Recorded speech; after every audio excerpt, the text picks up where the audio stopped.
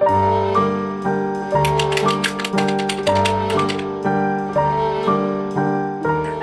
I'm Joe Haddow, and this is our series of interviews with the Theakston Old Peculier Crime Novel of the Year Award longlistees. Produced and curated by Harrogate International Festivals in partnership with Theakston Old Peculier, WHSmiths, and the Express. And it's great to have you with us. Today I'm joined by an award-winning author who was born in Belfast but has lived all over the world. He's written books for young adults as well as the very popular Sean Duffy series. Here to tell us about his latest novel, The Chain, it's Adrian McKinty. Hello, Adrian. Welcome. Hey, how's it going? I'm really well, thank you, all things That's considered. important these times. Yeah, it is, isn't it? And it's lovely to be chatting to you. We've never met in person, I don't think, but lovely to have this conversation and to see you in your natural environment. It looks like that looks like a very writerish room. My natural environment would be my apartment in New York City, but for a couple of weeks anyway, we've escaped to the countryside. We're in a cabin in the woods, about 2 hours north of New York, in the mountains, and it's a very pleasant spring day here. It's really nice to be in the woods. It's not so nice at nighttime because it gets very, very dark and the trees brush right up against the windows of the cabin. So I'm a little bit paranoid because I grew up with 1970s American horror movies where everybody would go to a cabin in the woods and then they would all get murdered. One by one. So during the day, it's fantastic. At night, it's a little bit more intense. I suppose the first night would have probably been the worst one when you didn't quite know what was going on. Well, the first night was okay because we'd driven up and we were all kind of knackered and we went to sleep. But a couple of nights after that, I went out for just outside. I think to look at the stars. You can't really see the stars in New York City. And I heard a large animal moving through the woods. Now, it was probably a deer or something like that. But when you hear just a large creature going through the pitch black forest at night, like maybe 15, 20 feet from you, everything primal kicks in. And you're thinking, how can I make a spear? What can I do to defend myself against this moose or elk or whatever the hell it is? Daytime great, nighttime not so wonderful. Well, I want to talk about your latest standalone novel. It's called The Chain, and congratulations on the long list for the Theakston Old Peculier Crime Novel of the Year Award. So this is a pretty nightmarish premise, isn't it? Could you tell us about the book for anyone who hasn't read it yet? Well, basically, the idea is that I grew up in 1970s and 80s Belfast, and the thing that plagued that era in the playgrounds was these chain letters that you would get. And they would say things like, make 3 copies of this letter. And they were all like these voodoo hexes and symbols down the side. And they said, make 3 copies of this and send it on, or your mum will die. And so everybody did. And it was really scary. And then the chain letters sort of vanished. And then there was a little bit on the internet when that got developed in the 90s. And I thought to myself, well, that chain letter concept is really scary. I wonder if I can make a crime novel out of that idea. And I'd spent a long time in Mexico working on a different book. And in Mexico, they had this really bizarre exchange kidnapping idea whereby your kidnapping is sort of a business in parts of Mexico. And they had this thing where if you couldn't pay the ransom, say your grandmother was kidnapped, and if you couldn't pay the ransom, you could swap yourself out for your grandmother while other family members raised the money. So you would meet with the kidnappers, and they would go, here's your grandmother back, and we'll take you, and then you'd go off with the kidnappers. And I got to thinking about that, and I thought, well, that's so weird.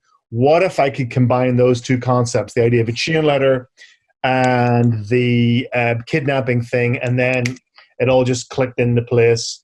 So my story is this woman is driving to her oncologist appointment in Boston, and she gets this call from a frantic woman on the other end of the line, and she says, I've just kidnapped your daughter, Kylie, and the reason I've kidnapped her is because my son has also been kidnapped. And once I pay the ransom and kidnap someone else to keep the chain going, my son will be released. And the way you're going to get Kylie back is you have to pay the ransom and then kidnap someone else to take her place.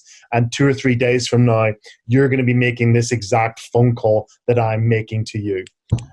Of course, Rachel doesn't believe it and is horrified. But then that's when our troubles just really begin. It's a really, really great read. I just was engrossed by it. And it made me think, in fact, hearing you talk there as well, about the fact that you have spent so much time in different places, you know, where you grew up and living in New York and Australia and spending time in Mexico. Do you see the influences of those places and cultures come through in your books? I think so, yeah. I mean, I just... when you live in a different landscape, in particular, you know, the cultures are all strangely similar. I mean, every place has a coffee shop or a local pub that you can go to, and, you know, you meet other writers and stuff like that. So that sort of stuff is very, very similar. Like Mexico City, you know, it's surprising. I was down in a place called Coyoacan, surprisingly similar to St. Kilda in Melbourne, which is, you know, similar to Brooklyn, which is similar to Camden Town. You know, there's all these places and they have a lot of things which are, you know, the same. But then once you sort of get out of the city into the weirdness, that's when things can really get interesting. Like just about an hour north of Melbourne, I used to love to drive up here, is the landscape from Mad Max 1. Yes. First Mad Max movie, which is this empty country Victoria with these big wide roads with trees in them and kookaburras up in the trees. And then if you keep driving about another 6 hours north, you're in the landscape of Mad Max 2, which is just this desert, outback, wilderness, post-apocalyptic. Everything, it just looks post-apocalyptic because you'll see abandoned cars in the desert covered in rust and stuff like that. And that's sometimes really fun to do. And here I am today. I'm about 2 hours north of New York City, and I'm in, you know, fairly dense forest, just surrounded by trees and not another soul around. So it's really interesting to be in the city and see the similarities, but also to get out into the surrounding areas and see how different things are. Now, before I talk about Harrogate and the rest of the authors on this fabulous long list, I just want to bring up one point which I love about you, which you told me, and that is that if you're doing events like all authors do in front of people and you know, at literary festivals, it's all about reading from the books and everything. You won't read from the finished copy. Why is that? No, I'll never read from a finished copy of the book from a hardback or the paperback, because this has happened to me where I'll be reading a book and I'll find a sentence or a phrase, or I'm just really not happy with it, and it'll be too long, or I could have said it with more economy, or it's just something that you find is ultimately pointless. You think, well, this paragraph does nothing. It doesn't establish atmosphere. It doesn't, you know, forward the story. It's not funny. It just doesn't do anything. And just go, why have I left this in the book? So I'll be in the middle of a reading and I'll just freeze dead and just be filled with horror and dread that I've put this stupid sentence in a book which has been printed and read by tens of thousands of people, and I'll just be aghast and embarrassed. So for the last 4 or 5 years now, I will only read from the galley. Because I'll fool myself into thinking, if I read something horrible in the text, which I frequently do, I'll think to myself, aha, that's horrible, but I recognize it to be horrible, and there's a good chance, or at least a chance, that I've taken it out before the final version of the book. So I'm not standing up there on the stage filled with self-loathing, because I just think, okay, Adrian, you took it out before the final version of the book, or maybe an editor took it out, or something happened, so you can just move on and read these people here. I just love that. Yeah, so that's my trick for getting through a reading without having a nervous breakdown or fleeing from the stage. It's a good trick to have, I would say. Yeah. And of course, you're a voracious reader and of crime fiction, and this long list is full of fantastic books and authors that you no doubt know. Have you read some of the list? Are you excited to buy some of those? Yeah, listen, I've read a lot of books. There's a lot of books by friends I've read in this list, and there's a lot of books that I read for review, and I can take you through some of them. Please do. Abir is a friend, and I read his book Smoke and Ashes in Galley, and I just thought that was fantastic. Jack Reacher, I read every one of those that come out. That also comes to me in Galley, but it didn't need to. I would have bought it anyway. I read that. I read The Whisper Man, Alex North's book. I thought that was fantastic. Mick Herron is also a friend. I always read his stuff when it comes out. Anne Cleeve's guaranteed. I always read this book when it comes out. Now, My Sister, the Serial Killer. I hadn't read that book, but then I was at a conference in Norway with her, and she was so funny and smart. I thought, I've got to get this book. So I got it that night and read it in a night. And then the next day I was able to tell her that I read it and I loved her book. So that was just fantastic. Denise Mina, I always read her books. Jane Casey, I always read her books. Val, I read everything that Val does. And Jane Harper's another Aussie expat who, funnily enough, used to live behind me where I lived in Melbourne. And we didn't know each other, but her back garden abutted onto my back garden. And basically we lived in this little suburb called St Kilda. And we only knew that we knew each other when we turned up for a photo shoot. I thought, wait, I recognize you. And she said, I recognize you. So I love Jane's books, and I reviewed some of her books for the paper. And then finally, Will Dean's Red Snow. I love his books, although they're a little bit close to the bone because they're about people going to cabins in remote Swedish forests and bad things happening to them. And that's the scenario I have right now. So yes, I've read a lot of the long list and thoroughly approve. I think you might win the award for having read the most from the long list of all the other authors that have been long listed. Does that come with a cash element? Probably not, but you can certainly take some pride. Okay, well, then I'll just take the pride aspect of it.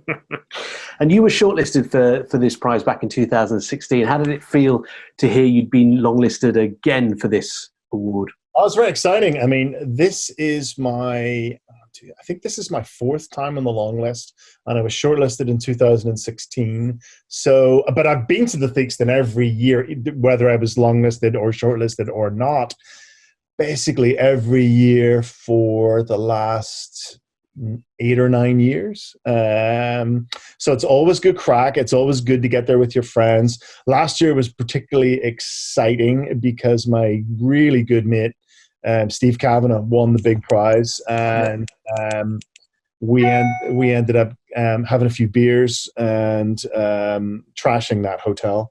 I think we were barred officially, but if we get shortlisted, you have to invite us back. So yeah, that was really good crack last year. It's always really good to see people from the community there. Now, did you know Stephen before you were a writer, just from Belfast? Yeah, I did. I had known Steve for about 8 or 9, maybe 10 years. I'd known him as a lawyer before he became a writer, and then he started writing short stories and stuff like that. And me and Stu Neville had done this collection called Belfast Noir. And we were looking for new voices to put in the collection. And so Steve submitted I think it was his very first short story, and we loved it. And then we stuck him right in the book. So then we got to meet him around the publication of Belfast Noir. So it's a fairly tight-knit community, the Belfast and Irish community. Everybody kind of knows everybody else. But yeah, it's real. I didn't realize how much I'd missed Theakston's until this year when I didn't get to go, because it's just something you assume you'll do every year, and you meet with your friends, you have a few beers, and now that it's not happening, it just suddenly seems, what am I going to do in July? You know, it just is. I'm really going to appreciate it more next year. That's for sure. Oh, and that's what most of the authors have been saying. It's what I'm saying. We're going to have to make up for it, Adrian. Next year, we're going to have to do a sort of double. Yeah, well, I'm totally going to appreciate it more because it's the Joni Mitchell song. You take it for granted, and then when it's gone, you go, "Oh my God, that was so brilliant!" And I'm not going to see my mates this year, and I probably won't because they cancelled Belfast Noir. They've cancelled Theakston's been cancelled. I think all the ones for September, so I probably won't see everybody this year. I probably won't see them until maybe this time next year if Bristol's on again. So, absolutely. Yeah, it's a strange time. It is. It really is. But we should celebrate the positives, and one of those is this fantastic long list and prize. And before I let you go, Adrian, could I just ask, what does the Theakston Old Peculier Crime Novel of the Year award mean to you? Well, I think it's just fantastic that there is this single award for, I don't necessarily think it is the best novel of the year. I think it's really hard when you've got all these different genres fighting against each other, but it's definitely a recognition and for a novel which has really tried to do something new, which has raised the bar. And I really think that's important to have that every year. And the long list itself and the short list itself is a really good thing to have because it focuses people's attention that British and Irish crime writing is so crazy diverse and interesting. I mean, you've got books this year taking place, just the ones I've read, in Lagos, in Australia, in Massachusetts, in Sweden. It's just this really diverse, exciting, happening genre. Now, I don't want to look badly at the past, but when you think of the 1970s and how moribund British crime fiction really was back then, it was looked down upon as as something that it's not quite what nice people would read, and on a par with, I don't know, trashy novels and stuff like that. But you can't say that anymore. Crime fiction is so diverse and literary and interesting that I think Theakston has done a really good job of making it a genre that can't be ignored. Or if you ignore it because you don't read crime fiction, well then, mate, it's your loss. That's a very good way to end, I think. We've been talking about The Chain, which is Adrian's latest book. It's published by Orion. It's out now, and if you haven't read it, why not treat yourself to it by buying it from WHSmith? And remember that you get to vote for the shortlist. So if you want to see Adrian on that list, head over to harrogatetheakstoncrimeaward.com and you can place your vote there. It's been lovely talking to you, and we'll let you get back to your scary woods now. Yes, I will. I'll go and get the shotgun out of the basement. Thanks for talking to us. Thanks a lot, mate. Talk to you again. Cheers, mate.